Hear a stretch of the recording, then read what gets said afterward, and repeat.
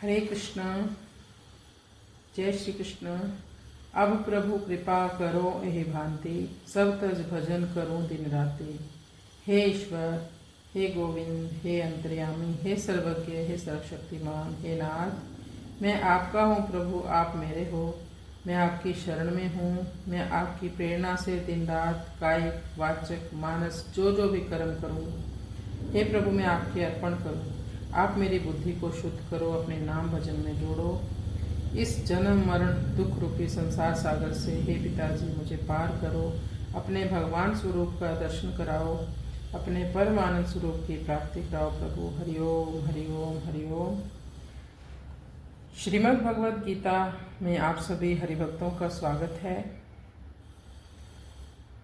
आज हम श्रीमद् भगवद गीता के 10वें अध्याय के 18वें श्लोक का पाठ करेंगे।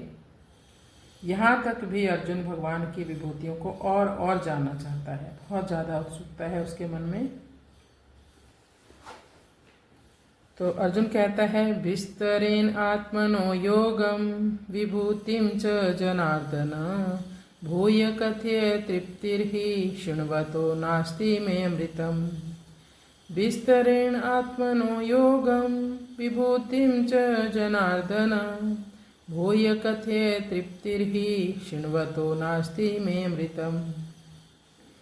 विस्तरेण आत्मनो योगम विभूतिम च जनार्दन। अर्जुन कहता है, हे जनार्दन, आप पुनः विस्तार से अपने ऐश्वर्य तथा योग शक्ति का वर्णन करें। मैं आपके विषय में सुनकर कभी तृप्त नहीं होता हूँ, क्योंकि जितना ही आपके विषय में और सुनता हूँ उतना ही आपके शब्द अमृत को और चखना चाहता हूँ। मेरा जो आनंद है, मेरा जो प्रेम है आपके प्रति, वो प्रति क्षण बढ़ता ही जा रहा है। तभी कहते हैं, हरि अनंत हरि कथा अनंता। इन 3 श्लोकों में अर्जुन भगवान से कहता है, अपनी और विभूतियों के बारे में बताओ। मानो यहाँ पर भगवान कहें कि 7वें और 9वें अध्याय में मैं पहले ही अपनी विभूतियों के बारे में इतना ज़्यादा विस्तार से बता चुका हूँ, फिर भी तुम अभी और ज़्यादा विभूतियों को क्यों सुनना चाहते हो अर्जुन।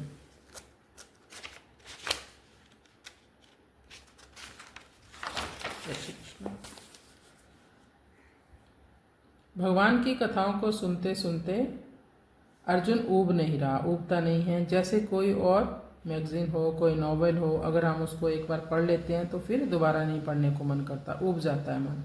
लेकिन भगवान की कथाएं, भगवान के अमृतमयी वचन, भगवान का संकीर्तन, ये सब करते करते भक्तजन कभी नहीं उठते, क्योंकि भगवान की बहुत अनंत विभूतियां हैं। जैसे भूखे को अन्न और प्यासे को जल अच्छा लगता है, वैसे जिज्ञासु भक्त को और अर्जुन को भगवान के वचन बहुत विलक्षण लगते हैं। उनको भगवान के वचन जैसे जैसे विलक्षण दिखते हैं, वैसे वैसे उनका भगवान के प्रति विशेष भाव प्रकट होता जाता है।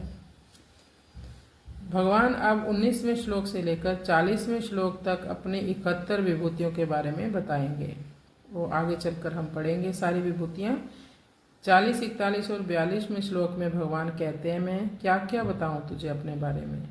मेरे तेज के एक अंश से ही ये सारा जो जगत में तेज दिख रहा है सब दिखाई देता है।